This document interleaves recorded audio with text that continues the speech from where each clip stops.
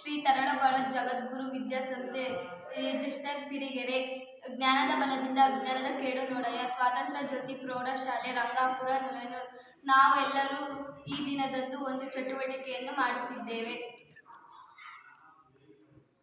ದಹನ ಮತ್ತು ಜ್ವಾಲೆಯ ಬಗ್ಗೆ ಒಂದು ಚಟುವಟಿಕೆಯನ್ನು ಮಾಡುತ್ತಿದ್ದೇವೆ. ನನ್ನ ಹೆಸರು ತನುಜಯಂತಿ. ನಾನು 8ನೇ ತರಗತಿಯಲ್ಲಿ ಓದುತ್ತಿದ್ದೇನೆ. ಸ್ವಾತಂತ್ರ್ಯ ಜ್ಯೋತಿ ಪ್ರೌಢಶಾಲೆ ರಂಗಾಪುರ ನೂಲೇನೂರು. ನನ್ನ ಹೆಸರು ದೀಕ್ಷಿತಾ. ನಾನು 8ನೇ ತರಗತಿಯಲ್ಲಿ ಓದುತ್ತಿದ್ದೇನೆ. ಸ್ವಾತಂತ್ರ್ಯ ಜ್ಯೋತಿ ಪ್ರೌಢಶಾಲೆ ರಂಗಾಪುರ ನೂಲೇನೂರು. ನನ್ನ ಹೆಸರು ಲಿನಿತ್. ನಾನು 8ನೇ ತರಗತಿಯಲ್ಲಿ ಓದುತ್ತಿದ್ದೇನೆ. ಸ್ವಾತಂತ್ರ್ಯ ಜ್ಯೋತಿ ಪ್ರೌಢಶಾಲಾ ರಂಗಾಪುರ ನೂಲೇನೂರು. ದಹನ ಮತ್ತು ಜ್ವಾಲೆ.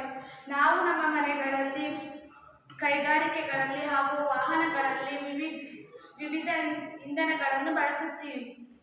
ನಿಮ್ಮ ಮನೆಗಳಲ್ಲಿ ಯಾವ ಇಂಧನಗಳನ್ನು ಬಳಸುತ್ತೀರಿ? ಬೆರಣಿ, ಕಟ್ಟಿಗೆ, ಇದ್ದಿಲು, ಪೆಟ್ರೋಲ್, ಸಿಮೆಂಟ್.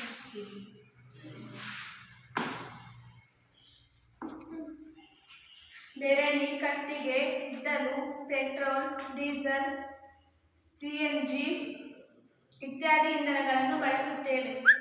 ಈಗ ಮೊದಲನೆಯದಾಗಿ ದಹನ ಎಂದರೇನು ಎಂಬುದನ್ನು ತಿಳಿಯೋಣ.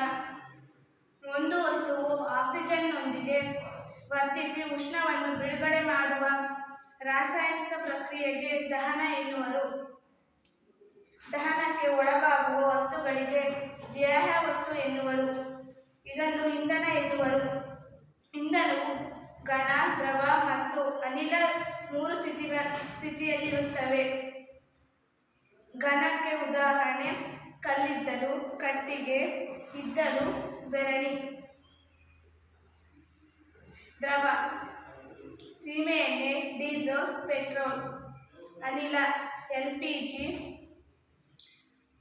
CNG, ಗೋಬರ್ ಗ್ಯಾಸ್, ನೈಸರ್ಗಿಕ ಅನಿಲ.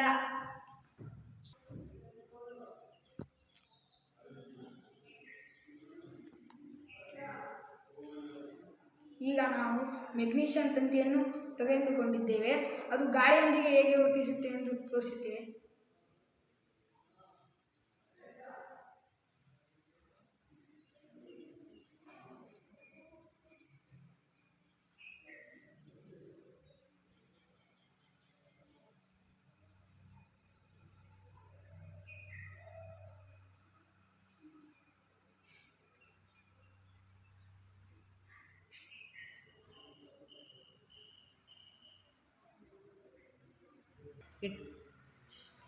ಮೆಗ್ನೀಷಿಯಂ ಗಾಳಿಯೊಂದಿಗೆ ವರ್ತಿಸಿ ಮೆಗ್ನೀಷಿಯಂ ಆಕ್ಸೈಡ್ ಉಂಟಾಗುತ್ತದೆ.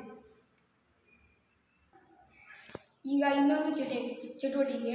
ದಹನ ಕ್ರಿಯೆಗೆ ಆಮ್ಲಜನಕ ಅವಶ್ಯಕತೆ ಇದೆ.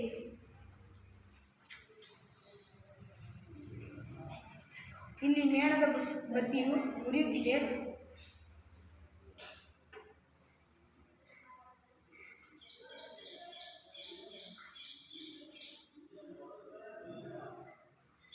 ಮೇಣದ ಬತ್ತಿಗೆ ಗಾಳಿಯ ಅವಶ್ಯಕತೆ ಇದೆ.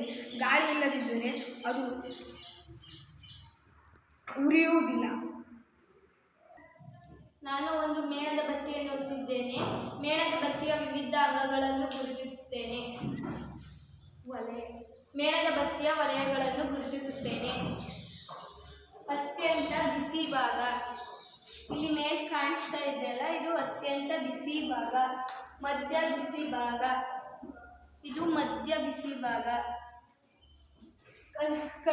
ಅತಿ ಕಡಿಮೆ ಬಿಸಿ ಭಾಗ. ಇಲ್ಲಿ ಅತಿ ಕಡಿಮೆ ಬಿಸಿ ಭಾಗ. ಇಲ್ಲಿ ಕಪ್ಪು ಕಲರ್ ಕಾಣುತ್ತಲ್ಲ, ಅದು ಅತಿ ಕಡಿಮೆ ಬಿಸಿ ಭಾಗ. ಮೇಣದ ಬತ್ತಿಯ ಹೊಲ ವಲಯ. ಇದು ಮೇಣದ ಬತ್ತಿಯ ಹೊಲ ವಲಯ. ಸಂಪೂರ್ಣ ದಹನ ಕ್ರಿಯೆಯ ಹೊರ ವಲಯ. ಸಂಪೂರ್ಣ ದಹನದ ಹೊರ ವಲಯ. ಪಾರ್ಶ್ವ ದಹನ ಕ್ರಿಯೆಯ ಮಧ್ಯ ವಲಯ.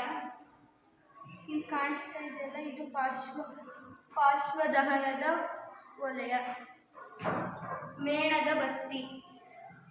ಇಲ್ಲಿ ಕಾಣಿಸ್ತಾ ಇದೆಯಲ್ಲ, ಇದೇ ಮೇಣದ ಬತ್ತಿ. ವಿವಿಧ ಇಂಧನಗಳ ಅದರ ಕ್ಯಾಲೋರಿ ಮೌಲ್ಯಗಳನ್ನು ತಿಳಿಸುತ್ತೇನೆ. ಈ ಕ್ಯಾಲೋರಿ ಮೌಲ್ಯ ಎಂದರೆ ಒಂದು ಕಿಲೋಗ್ರಾಂ ಇಂಧನದ ಸಂಪೂರ್ಣ ದಹನದಿಂದ ಬಿಡುಗಡೆಯಾಗುವ ಉಷ್ಣ ಶಕ್ತಿಗೆ ಅದರ ಕ್ಯಾಲೋರಿ ಮೌಲ್ಯ ಎಂದು ಕರೆಯುತ್ತೇವೆ. ಅದರ ಏಕಮಾನ ಕ್ಯಾಲೋರಿ ಕಿಲೋಜೌಲ್ ಪರ್ ಕಿಲೋಗ್ರಾಂ. ವಿವಿಧ ಇಂಧನಗಳ ಅದರ ಕ್ಯಾಲೋರಿ ಮೌಲ್ಯಗಳನ್ನು ತಿಳಿಸುತ್ತೇನೆ. ಇಂಧನ ಬೆರಣಿ 6,000ರಿಂದ 8,000. ಕಟ್ಟಿಗೆ 17,000ದಿಂದ 22,000. ಕಲ್ಲಿದ್ದಲು 25,000ದಿಂದ 33,000ವರೆಗೆ. ಪೆಟ್ರೋಲ್ 45,000. ಸಿಮೆಣ್ಣೆ 45,000. ಡೀಸೆಲ್ 45,000. ಮೆಥೇನ್ 50,000. ಸೋಡಿಯಂ ಅನಿಲ CNG 50,000. LPG 55,000. ಜೈವಿಕ ಅನಿಲ 35,000ರಿಂದ 45,000ವರೆಗೆ. ಹೈಡ್ರೋಜನ್ 1,55,000. ನಮಸ್ಕಾರ. ಇದುವರೆಗೂ ನೀವು ದಹನ ಮತ್ತು ಜ್ವಾಲೆ ಬಗ್ಗೆ ತಿಳ್ಕೊಂಡಿದ್ದೀರಾ. ನಿಮಗೆ ಎಷ್ಟು ಅರ್ಥ ಆಗಿದೆ ಅನ್ನೋದಕ್ಕೆ ನಾನು ಪ್ರಶ್ನೆ ಕೇಳ್ತೀನಿ. ಲಿಕ್ವಿಡ್ ದಹನ ಎಂದರೇನು? ಒಂದು ವಸ್ತುವು ಆಕ್ಸಿಜನ್ನೊಂದಿಗೆ ವರ್ತಿಸಿ ಉಷ್ಣ ಬಿಡುಗಡೆಯಾಗುವ ಕ್ರಿಯೆಗೆ ದಹನ ಎನ್ನುವುದು. ದೀಕ್ಷಿತ, ಕಿಲೋರಿ ಮೌಲ್ಯ ಎಂದರೇನು? 1 ಕಿಲೋಗ್ರಾಂ ಇಂಧನದ ಸಂಪೂರ್ಣ ದಹನದಿಂದ ಬಿಡುಗಡೆಯಾಗುವ ಉಷ್ಣ ಶಕ್ತಿಗೆ ಅದರ ಕ್ಯಾಲೋರಿ ಮೌಲ್ಯ ಎನ್ನುವರು. ದಹನ ಕ್ರಿಯೆಯ ವಿಧಗಳು ಯಾವುವು? ಕ್ಷಿಪ್ರದಹನ, ಮಧ್ಯದಹನ, ಕ್ಷಿಪ್ರದಹನ, ಮಂದದಹನ, ತೀವ್ರ ದಹನ. ಧನ್ಯವಾದಗಳು.